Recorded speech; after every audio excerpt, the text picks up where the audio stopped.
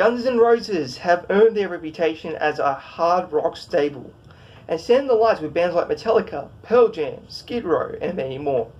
Have they earned that reputation? Come with me as we look at the history of Guns N' Roses, then to now. I'm Boom's resident metal historian, Jake Bruning. GNR formed back in 1985 in Los Angeles, California. The band went through numerous lineup changes before they got picked up by a record label. The first GNR lineup consisted of Axl Rose on vocals / on guitar, Izzy Stradlin on rhythm guitar, Duff McKagan on bass, and Steve Adler on drums. While circuiting the club scene, the band released an EP that was soon picked up by Geffen Records, which is the record label that helped them release Appetite for Destruction. In 1987, the band released their debut album, Appetite for Destruction. However, this masterpiece of hard rock and heavy metal took off slowly.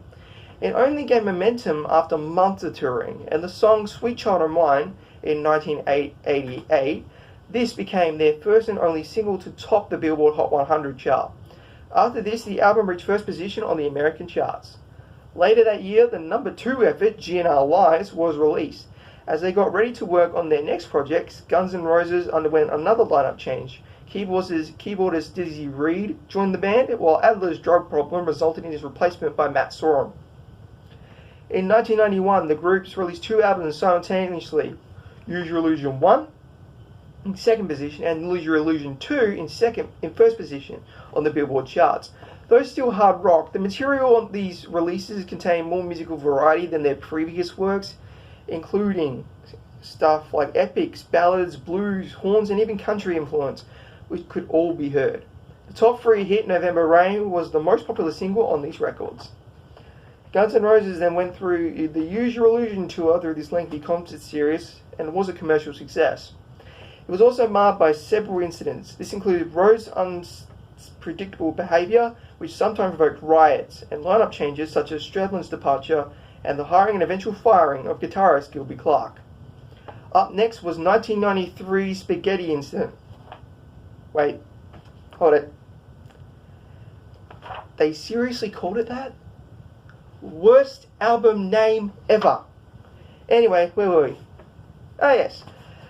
The Punk Covers album reached 4th spot on the Billboard charts. However, tensions continued between band members, and this made recording new material a struggle. The band did manage to release some new material in the 90s in the form of contributions to movie soundtracks like Interview with the Vampire and End of Days.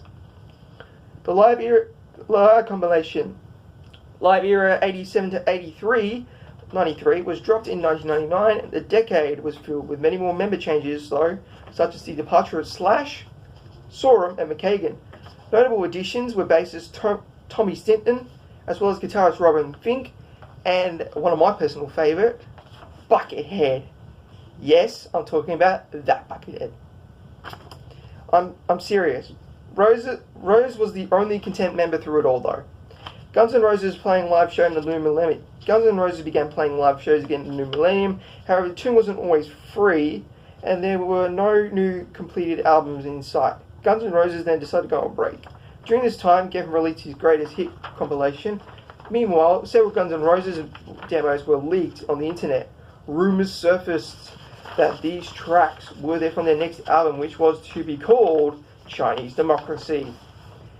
Yet the recording and production and release delays persisted and personal changes continued. In 2006, the band went back to playing live shows and even performed new material. They spent the next year on album post-production, and Chinese Democracy was finally released in 2008.